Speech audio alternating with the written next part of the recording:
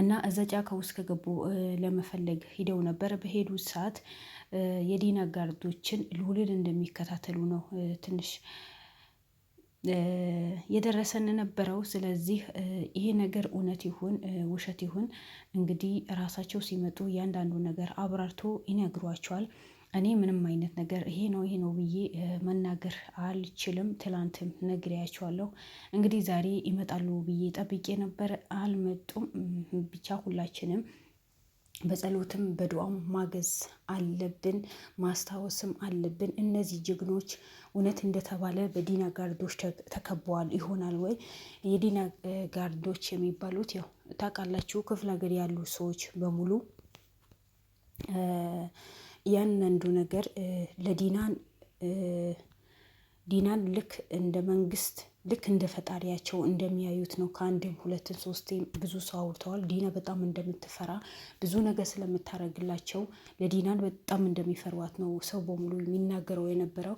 ስለዚህ እነዚህ ልጆች እውነትም በዲና ጋርዶች ታግተዋል ወይስ ይሄ ወንድማችን ያፈላልጉ ነው የሚለው ነገር የሁላችንም ስጋት ነው።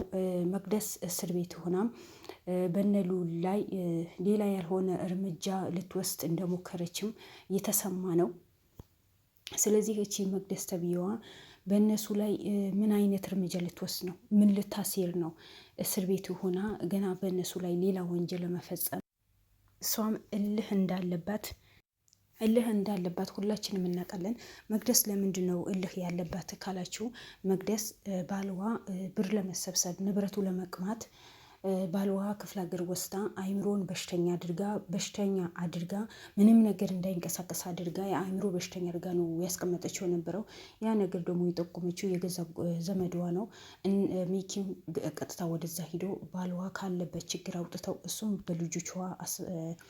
ልጆቿ ተይዞባት ነው በልጆቿ የመጣ ነው ወደዛ እንድትቀርብና እንድትያዝ የተደረገው ነበረው። ግን አሁንም እስር ቤት ሆና እነ ልዑልን ለመጉዳት እነ ልዑልን በሌላ ሰው እንዲጎዱና ጥቃት እንዲደርስባቸው ያደረገች እንደሆነ የተሰማ ነው። ብቻ ከባድ ነገር ነው። ለምን እንደዚህ እንደሆነ እኔ አላቅም። ሰው በህግ ከለላ ውስጥ ቁጭ ብሎም ገና ሌላ ወንጀል ለመስራት እንዴት ይሞክራል? ማለት እኔ አልገባኝም። ይሄ ያንም ጥያቄ ነው፣ ለእናንተም ጥያቄ እንደሚሆንባቸው እርግጠኛ ነኝ። ምክንያቱም መቅደስ አሁን ምን አግብተዋት ነው? ያደረገችው ነገር በሙሉ እውነት ሆኖ ነው የታወቀው፣ እውነት ሆኖ ነው የወጣው። ስለዚህ ዛሬ እንዴት እስር ቤት ሆና በህግ ከለላ ውስጥ ሆና ገና ሌላ ወንጀል ለመስራት እነዚህ ልጆች ክፍለ ሀገር ዲና ሞታለች አልሞተችም ብሎ ለማጣራት፣ ሁለተኛ ደግሞ እዛ ያሉ ልጆች አሉ በዲና ስር የገቡ ልጆች በጣም ጉዳት የደረሰባቸው ልጆች አሉ። ልዑልም ለእነሱ ብሎ ነው ከአንድ ሁለትም ሂዶ ጉዳት እንዲደርስበትና ራሱ አሳልፎ የሰጠው ነበረው እንጂ እሱ ምንም ከዲና ጋር 5 ሳንቲም የሚፈልገው ነገር የለም። ሁለተኛ ምንድን ነው ወላጅ አባቱም በዲና እጅ እንዳለ ታውቃላችሁ። ያ ነገር ደግሞ እሱ ምንም ግድም አልሰጠውም ነበር። ግን ሰው ስለሆነ ብቻ ካለበት ጭንቀት እንዲወጣ ነው ልዑልን የሚጥረው የሚታገለው የነበረው። ግን እነሱ እዛ ጋር ክፍለ ሀገር የሄዱት ለጥጋባቸው ወይስ ሊበሉ ወይ ሊጠጡ ወይ ክፍለ ሀገር ለመዝናናት አይደለም የሄዱት ነበረው፣ ሰውን ለማዳን፣ ሰው ካለበት ጭንቀት እንዲወጣ፣ ሰላም ይፈጠር፣ ሰላምን የመሰለ ነገር የለም በማለት ነው የሄዱት ነበረው። ግን እዛ ያሉ ሰዎች ሰላም የሚባል ነገር ማያውቁ፣ በተለይ የአሞቴ ጎሳዎችን አሁን አንዳንድ ኢንፎርሜሽኖች የደረሱን ኢንፎርሜሽኖች ውድ ቤተሰቦቼ ማነት መቅደስ ከዲና ጋር ግንኙነት እንዳላት ታውቃላችሁ። ሁለተኛ ደግሞ ከአሞቴዎች ጋር ግንኙነት እንደፈጠረች ነው የተሰማው። ስለዚህ መቅደስ ሚኪ እንዳሳሰራት ያውቃሉ የአሞቴ ጎሳዎችን። አሁን የአሞቴ ጎሳዎችን ሚኪን ሆነ ብሎ እንደሚከታተሉት ነው የተሰማው። ለምን እሷ እስር ቤት ሆና እያንዳንዱ ጥቆማ የሰጠች ነው። እነዚህ ልጆች መያዝ አለባቸው፣ እነዚህ ልጆች መታገት አለባቸው፣ ክፍለ ሀገር ከሄዱ በኋላ መውጣት የለባቸውም የሚል አቋም ስላላት ከየት ወሬ እንደሚደርሳት አላውቅም። እስር ቤት ሆኖ ስልክ ይጠቀሙ አይጠቀሙ እኔ ምን ማቀው ነገር የለም። ይሄ ነው ብዬ ልነግራችሁ አልችልም። ለምን ማቀውን የሰማሁት ትናንሽ ኢንፎርሜሽኖችን ለእናንተ ላጋራ እንጂ እኔ ሙሉ በሙሉ ይሄ እንደዚህ ነው ብዬ በ100% እርግጠኛ ሁኜ አልናገርም። ያልሰማሁት ነገር ደግሞ ኢንፎርሜሽን የውሸት ኢንፎርሜሽንም እናንተ ጋር አምጥቼ መናገርም አልፈልግም። ለምን እኔ በተናገርኩት ነገር ያ ነገር እነሱ ወጥቶ ይሄ ነው ብሎ ሳያስረዱ እኔ ብናገር ለጠላቶችን በር መክፈት ያክል ነው። ገብቷችኋል? ስለዚህ መቅደስን አሁን ምን ፈልጋ ነው? አንድ የአሞቴ ጎሳዎችን ደግሞ ልዑልም ሆነ ሚኪ ምን ያድርጉ ነው? እነሱ ሚኪም ሆነ ልዑል ጥሩ ነገር እንታረቅ ማለት ልዑል እኮ ያጠፋው ነገር የለም። ታረቁ፣ ሰላም ይውረድ፣ ሁሉም ሰው በሀገሩ ላይ በሰላም ይኖር። ማንም መጎዳት የለበትም። የሳምራዊት ጎሳዎችን በአሞቴ ጎሳዎችን መጎዳት የለባቸውም። የአሞቴ ጎሳዎች ደግሞ በሳምራዊት ጎሳዎችን መጎዳት የለባቸውም። ሁለት ብሔሮችን ወይ ሁለት ጎሳዎችን በተጣሉ ቁጥር ወጣት ሴቶችና ወጣት ወንዶችን ማለቅ የለባቸውም። መቅደስ ከአሞቴ ጎሳዎች ጋር ተጣምራ እየሰራች ነው። መቅደስ እንደገና ሌላ ክስ ሊከፈትባት ነው። ምክንያቱም መቅደስ የምታደርጋቸው ድርጊቶች በጣም ከባባድ የሆኑ ድርጊቶች ናቸው። መቅደስን የመንግስት አካላት ሆና ግን እሷ የምትሰራው ስራ በጣም ከባድ እንደሆነ ከአቅማቸው በላይ እንደሆነ ነው የተሰማው። ምክንያቱም የመንግስት አካል ስለሆነች ከዛ ጋር መንግስት አካልነት ተሾማ ስለምትሰራ ምንም ብታጠፋ ምንም ህዝቡ በሙሉ ይፈራታል። ምንም ነገር መናገር አይችልም። ሀገራችን ላይ የሆን ነገር ብትናገሩ እስር ቤት ነው የምትወረወሩት። መብታቸው አይከበርም። ጥፋት ያጠፉትን በዋስ መብት ይወጣሉ። ሰው ቢገሉም በዋስ መብት ይወጣሉ። ሴት ልጅ ቢደፍሩ በዋስ መብት ይወጣሉ። ብር ከፍለው እንደፈለጉ ይሽከረከራሉ። ያ ምንድን ነው? የሀገራችን ህግ የጠበቀ ህግ ስላልሆነ ማለት ነው። የጠበቀ ህግ ቢሆን ኖሮ አገራችን ላይ በማንም ህይወት ላይ ማንም አይስቅም ነበር። በማንም ህይወት ላይ ማንም አይደራደርም ነበር።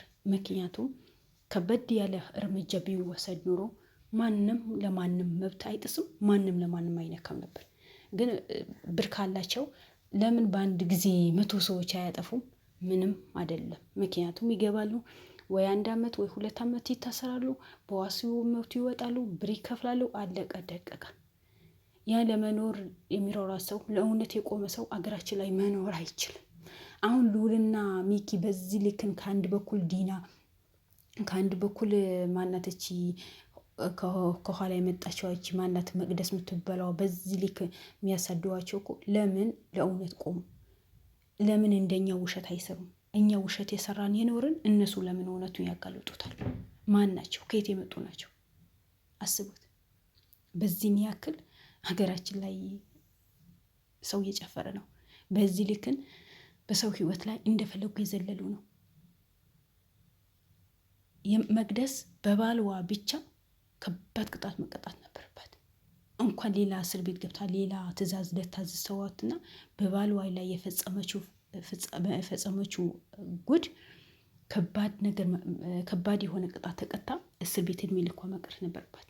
ይሄ ሰውየው ስለሰራ የተራበ ስላበላ የሰፈሩ ሰው ቢቸግረው ቢጠማው ምንም ነገር ቢሆን ከጎን ስለሆነ ነው። እሷ ንብረት ለመሰብሰብና ወንድሟ ለማሳደግ ራሷ ከፍ ያለ ቦታ ልትቀመጥ ባልዋ እንዳልሆነ አድርጋ ጠንቋይ ቤት ሂዳ ያልሆነ ነገር አድርጋበት ነው እንደዚህ በሽተኛ እንዲሆን ያደረገችው ነበረው። ስለዚህ ከእንደዚህ አይነት ሴት ምንድን ነው የሚጠበቀው? ህግስ ለእነሱ ለምን ይደግፋል? ለምን እጃቸውን አይቆረጥም? ለምን ምላሳቸው ለምን አይቆረጥም? እነሱ እንዲኖሩ ሌላ ሰው መኖር አለበት።